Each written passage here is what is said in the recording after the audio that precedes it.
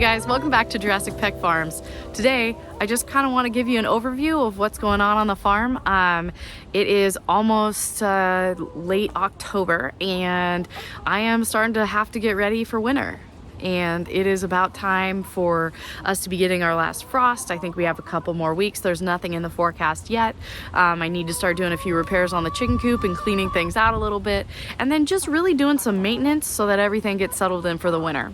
But I wanted to give you just a general tour of where I'm at today, how everything's looking, what I've done so far, and what I got going on. It's gonna be a quicker video today, but I wanted to drop something in and share with you about what's going on. It's been a really busy time. Fall is always really busy, especially when you get close to winter and you gotta start putting everything away and making sure everything's ready for next year. So come along with me, I'm gonna show you what's been going on. All right, so as you can see, that's Electra. She's got most of her feathers grown in. She no longer looks like a weird turkey, and she's looking real good. A lot of the girls' feathers have come in and they're looking nice and ready to go. Miss Frizzle's still growing some in, and you can see like everybody's starting to look more feathered in. A few of them are molting a little later, but everything's going great. They're getting their snacks.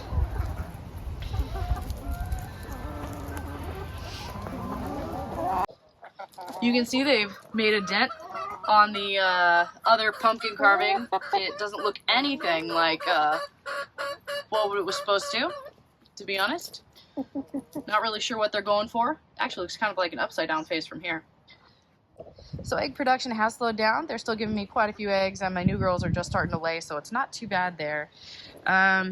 You can see here the lettuces have started to come along nicely. Something I'm gonna need to do is put some row covers over it. It's okay, I'm ready to go with that.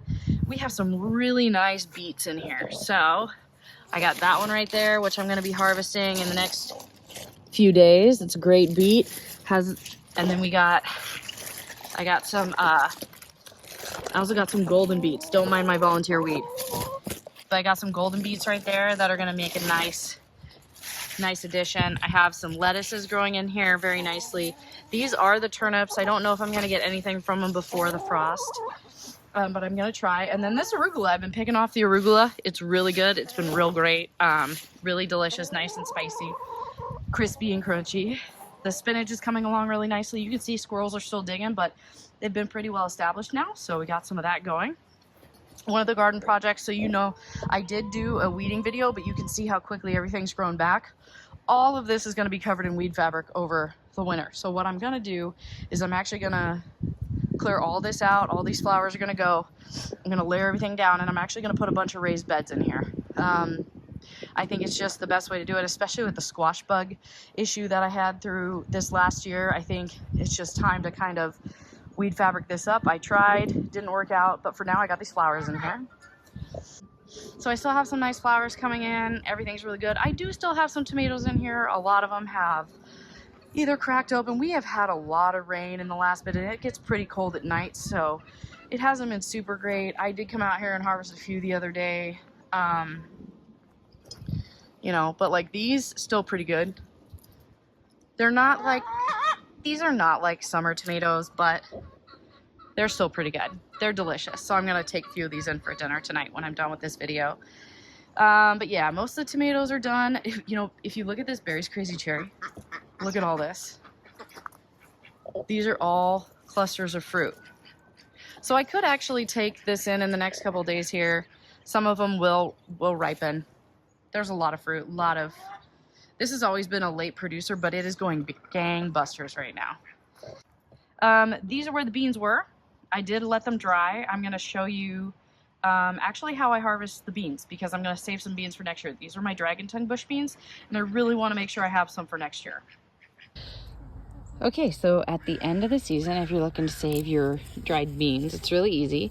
You just kind of wait. This is a little bit longer than I normally would like, but I've just been letting them dry naturally. You can see here we have had some rain, so I've actually already picked a bunch that are inside. But all you need to do is pick it when this is like nice and dry.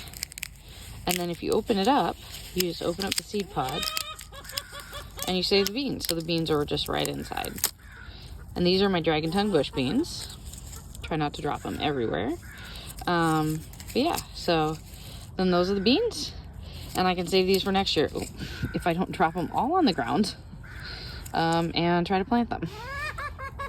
So, and then you just have this husk here that can either go back, or I'll probably put it in the garden waste, yard waste, but, or in the compost. But yeah, so these are the dragon tongue bush beans for next year.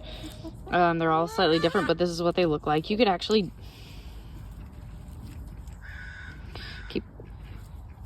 I keep dropping them on the ground. You can actually eat these if you wanted to. Like, you could, you know, eat them like a dried bean. That's exactly what beans are. But yeah, so these are the dragon tongue bush beans, and I have a whole pile of them. I'm going to do them inside. But you can see, like, my plants are clearly spent. They are done for the year. I'm going to cut them out, leave the roots in. Like, some of these are still kind of growing. But you want to wait until the seed pods. So, like, this one is not crispy. It's actually still kind of wet, and you can feel the seed pod inside of it. And that might be because we did get some rain. But like this one, it kind of makes a crunchy sound when you go to pick it up. It's like, I don't know that I have very many left, because I did pick a lot of them the other day because I knew we were going to get some rain. And you want to pick, like, obviously some good seed pods. Like the one that I picked that was kind of moldy, not the best, but there they are. So this is where those 2 cherry tomatoes, all of this is going to be cut down this week.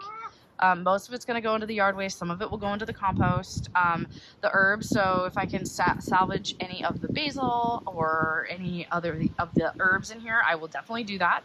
I definitely can use some dried basil for the winter. I harvested all my little shishitos that I had left on here. It got pretty cold the other night. We didn't get freezing, but it was down in the low 40s. So took those inside. They're really good, delicious. I am going to come out and harvest a few last of these cherry tomatoes that I can get, but honestly, most of them were gone. A lot of them split. We had a lot of rain. I enjoyed as much as I could during the summer, and then just the amount of time I was gone, I just couldn't get them all done. So you can see I have some, like, full tomatoes, and I could technically harvest some of these and make fried green tomatoes. I could try that. I've never done that. Any fruit that I can salvage, I will, and the rest of it will just go to the compost. So, like, these are only split at the top, but you can see that has some, like, rot on the bottom. And then this one's split on the top, and it's open, kind of rotten. So a lot of these will go to the chickens, unfortunately. They just started to ripen. I tried to take them. Like, this one I could probably, yeah, but see, this one even has rot on the bottom. So most of these tomatoes are gonna go. Well, this pumpkin vine that was over there took up this whole space this summer. It grew this one little pumpkin here. Don't know what kind it is, but I don't even know if it's... Oh, yeah, it's hard, so I grew this. Don't know what kind it is. So here in this back bed, I have peas. They are snow peas, and they're intermixed with some red cabbage. Now, I don't really know that I'm going to get much out of either one of these, but the peas at least I can do for shoots, and then I can just cut them off at the base and let their roots go back in. I was just seeing if I could get anything at all. I really wanted something in this bed just so that things would stop digging in it. Didn't really work out that way. My goal, though, is to make sure that both of these beds get composted really nice over the winter, and I can even compost around that. I can put a frost cover over those cabbages so they'll be ready to go early spring next year. And then same with this. This is just going to need a lot of weed fabric. That's what a lot of my winter work is going to be, laying down weed fabric, stapling stuff down, and getting stuff ready. You know, it's really sad. This squash is finally starting to take off again. Like, I got like 2 squashes in there, but the time has passed, so this is going to have to unfortunately come out and go into the compost. That will not be going into my compost bin. It will not be going into my compost pile because of the squash bug problem I had. So all of this is going to get cleaned out. I'm going to trim up the strawberries and put my frost cover over that for next spring. You know what's funny is, look at this. That's a strawberry. So I just pulled them off. I don't want it producing strawberries. I know it's sad, but we are going to have a first frost here, and I would rather have that strawberry plant working on its roots than working on producing fruit. And like, some of these look dead. They're not. They're fine. They're just getting cold. It has been getting cold at night. So I'm going to trim all these up, get them ready for next year, which will be perfect. Also next year, hopefully I can cover enough of this so that I can get rid of, because this borage is now in the lawn. Not really what I wanted.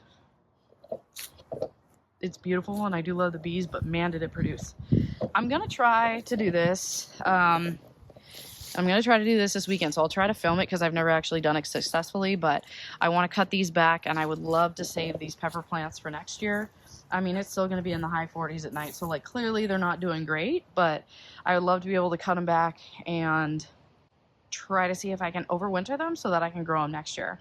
Because I actually did get 4 habaneras off these back plants for the first time ever, and you can see here I even have another chili. So like I will come out here and just take everything off these plants. I did go through these the other day and I thought I got everything, but these plants are great. I would really like to try to overwinter them. I know you can, I just have not been successful in it. And since these did so well, I'm hoping that I can kind of get away with doing that next year.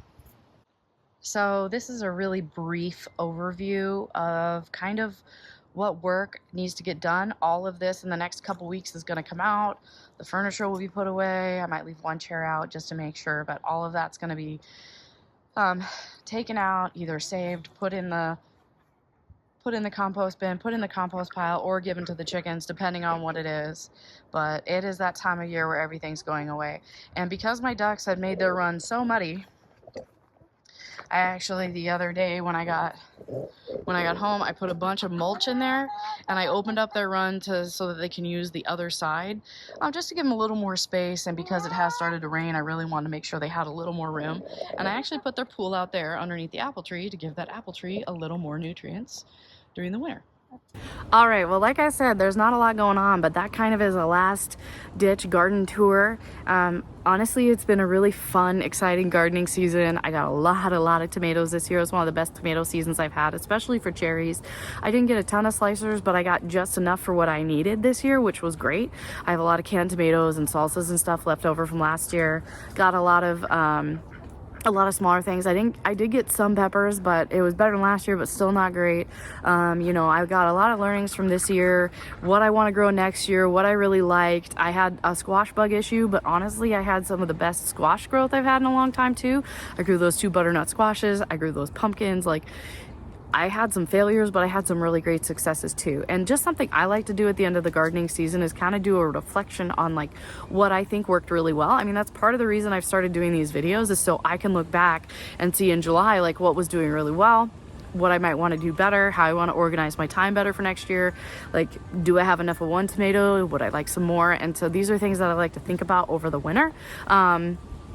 And it can be really helpful for you for like a learning. And when you're learning anything, really, you kind of need to look back and reflect on it. Sometimes when you're in the moment, you don't really realize that maybe, I mean, yeah, I have a ton of cherry tomatoes. I have a lot of cherry tomatoes. Next year, I would like to be able to make some of these available at my farm stand. I think that would be really exciting to be able to sell some of these pints of cherry tomatoes. They're really good, and I do like the amount I got while I was getting them, but I just ran out of time to pick them with my schedule this year. So it really wasn't that I had too many. I ran out of personal time for me. So that's something I need to take note of next year, and I need to adjust my time accordingly. The chickens are doing really well. I added a net over the duck run, which is kind of hard to see. I'm gonna do a second video on it because I'd really like to do it where it's a nicer, more put together. You know, sometimes you run out of time. I did a video about that earlier, but if I can just take what I learned this year and move it towards next year's garden, I'm already like, I need a break. We all do. I got to do a lot of things before we finish up for the year. I still got to mulch all my beds. I got to clean out all the beds. I got to mulch all the beds. I got to cover beds. I'm going to do a lot of just general winter cleanup, and you'll be seeing me do that in some videos throughout the winter. But for right now, I'm just enjoying the last little remnants of the garden. The fact that I feel walled in by tomatoes on each side, even if the plants are not looking the best as they usually do. The last basil, the last few tomatoes, you know, the last few peppers that I've been able to harvest. It's all about that moment and just savoring it until the very last moment, and then getting to use it with some of my lettuces that are coming in. I just wanted to drop in and say hi and show you what was going on. There's been a lot of things going on in my life right now. I was out of town for a couple weeks, fell behind in a lot of the garden chores. Obviously the animal chores were just fine, but sometimes the garden stuff has to put aside. I just wanted you to take a look and see what it was like here in the Pacific Northwest towards mid to end October. For right now, I just kind of wanted to show you one last quick garden tour and animal check-in so you can see their feathers did grow in. And yes, I still got a few tomatoes here and there. Anyway, thanks for watching today, guys. I'll see you next time.